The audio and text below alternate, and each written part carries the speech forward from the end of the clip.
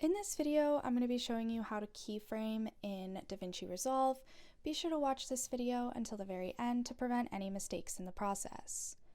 So the actual process is basically the same whether you're doing text, whether you're doing a photo, and also whether you're either just changing the position or you're zooming. It's pretty much the same process.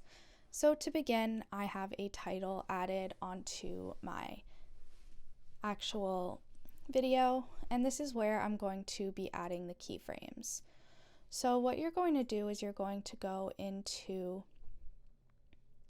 the editor where you can actually add effects. So from here,